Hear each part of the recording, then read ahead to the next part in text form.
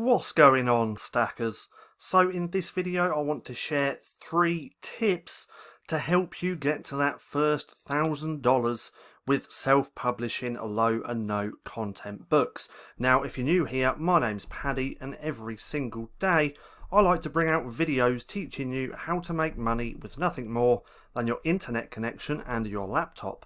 So go hit subscribe and hit that little bell icon so you can be notified for any further videos. Also, if you're serious about low and no content book publishing, then check out that link in the description below to go to Printing Profits. This course lays out everything that I did step by step to hit that first $1,000 per month within 3 months. You can also get there by going to printingprofits.com with no G.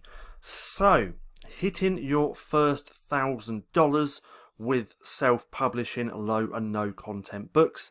This might seem like a massive goal to begin with, but the more you publish and understand this business, the quicker it happens, and it's just a snowball effect. So it didn't even really take me long at all to hit my first $1,000, and from there it's steadily kind of been growing. Now I've had my ups and my downs, but I've been doing consistently over $1,000 for the last 7 months, I believe. So this is this month so far, and I've already done $1,713.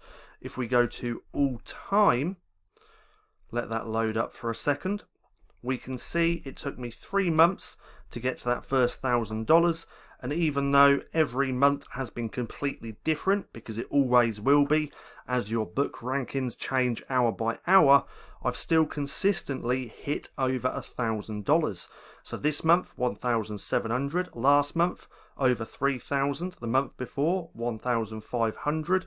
But as you can see, it's completely over the $1,000 mark. So I'm going to give you 3 tips that will help you get to your first $1,000. So let's pull up my little notepad just here. So the first one is research. Research is king. So what do I mean by this? Well, you always want to be researching new niches so you can create different types of books, because it's always a good idea to have a diverse library of books. But the key is you want to make sure that there is demand for that book, because if you're creating books just out of your head, which you haven't really researched, then you're going to find it extremely hard to sell that book. What the hell? Because there might not be any demand whatsoever. So always do your research and always make sure there's demand for the books that you are creating. So that's the first tip. Just research, research and research. The second tip is stay consistent. See, in every business out there, you have to stay consistent at that business. So with publishing, whether you do it daily or weekly does not matter. So you just want to stay consistent. Stay consistent at your research, stay consistent at creating your books, and then stay consistent at uploading them as well. So you might not be able to do daily, but that does not matter. Try and have a weekly goal of, say, creating 10 books per week, and that's really, really easy to do. But that's the main tip that I can give. Stay consistent, because you never know what type of book for you is really going to take off and bring you in a lot of sales. See, I stay very consistent at this business, and because of that I have some really great selling books. So at the minute I have 1 book selling really well here in the UK. The ranking was around 1,000, then it jumped up to around 700, and at the minute it's ranked around 350 place in the bookstore within the UK. Now, if that was in the US, I would get so many more sales than what I'm currently getting, because obviously the Amazon.com marketplace is a lot bigger than the UK, but nonetheless you can see here. So over this past week, or nearly 2 weeks I think, or a couple of weeks, I've been having some really good days because of this one low, is it a low? No, it's a no content book that's really taken off. And as we can see, yesterday I sold 85 units altogether. That's not just one book, that's everything. The day before I sold 68, 66, 51, 57, 70, 51 again, 55 and 59.